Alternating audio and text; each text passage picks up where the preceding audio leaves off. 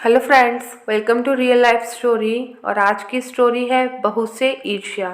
बहुत अच्छी स्टोरी है, पूरी देखिएगा और अपने सजेशंस कमेंट सेक्शन में ज़रूर दीजिएगा। तो चलिए स्टोरी की स्टार्टिंग करते हैं। सुनो जी, देवर जी की शादी में तो काजल घलाई के नेग में हीरे की अंगूठी ही लूँगी। ठीक है भाई, ले लेना, आखिर इकलौती भाभी हो।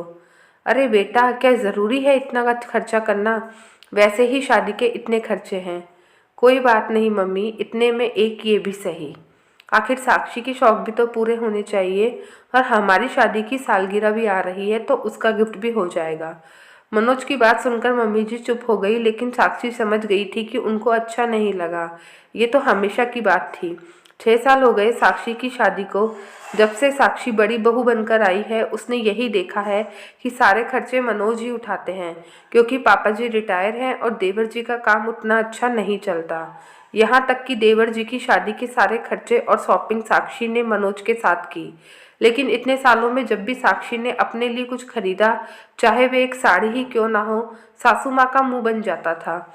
बातों ही बातों में ताने भी सुनाई पड़ जाते थे, जैसे कि क्या ज़रूरी था इतना खर्चा करना, सब कुछ तो है बहू तुम्हारे पास, ऐसे कैसे बचत होगी, फालतू पैसे उड़ाती रहती हो, थोड़ा भी मन पर कंट्रोल नहीं है। यहाँ तक कि ये बातें रिश्तेदार और पड़ोसी तक भी पहुँच जाती थी।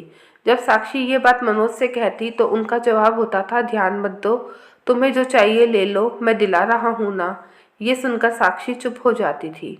आज शाम में भी उसने सुना था सासू माँ ननद रानी से कह रही थी, तुरंत फरमाइश कर दी, ये भी नहीं सोचा कि क्या ज़रूरत है, इससे अच्छा नई बहू को दे देती अंगूठी। साक्षी को समझ में नहीं आया कि आखिर सासू माँ को उससे दिक्कत क्या है, जबकि सगाई में देवरानी को हीरे की अंगूठी दी गई है, फिर साक्षी से शिकायत क्यों? देवर जी की शादी के बाद जब एक बार साक्षी के पति मनोज को कुछ पैसों की ज़रूरत थी, तो उसने अपने भाई से मदद मांगी। उस पर उसके छोटे भाई ने कहा कि उसके पास पैसे नहीं हैं। अब कुछ दिनों बाद देवरानी के जन्मदिन पर देवर जी ने उसे सोने के कंगन दे दिए। उस समय तो साक्षी ने कुछ नहीं बोला, लेकिन अकेले में उसने सासू माँ से कहा, देवर जी के पास ज़रूरत के समय देने को पैसे नहीं हैं, लेकिन देवरानी को कंगन देने के लिए है। तब साक्षी की सासू माँ ने कहा, उसके पति ने दिलाए हैं, इसमें किसी को कुछ बोलने का हक ही नहीं है। वैसे भी वो छोटी है, और अपनों से छोटों से इतनी ईर्ष्या नहीं करनी चाहिए साक्षी, बहुत पाप लगता है। तब साक्षी ने कहा, अगर ऐसा है मम्मी जी, तो मुझे भी तो मेरे पति ही दिलाते हैं ना कुछ सामान, ना कि कोई पड़ोसी। तो फिर आपको गुस्सा क्यों आता है? और मैं भी तो आपसे छोटी हूँ, फिर बहू से ईर्ष्या क्यों? पाप तो किसी को भी लग सकता है, या सिर्फ बहू को ही लगता है? साक्षी की बातों का सासू माँ के पास कोई जवाब नहीं था, लेकिन आज साक्षी को उम्मीद थी कि अब कम से कम सासू माँ उसे कुछ खरीदने पर टोकेगी नहीं, और उसे बात बात पर ताने सुनने को नहीं मिलेंगे। दोस्तों, ये बिल्कुल एक सही कहानी है।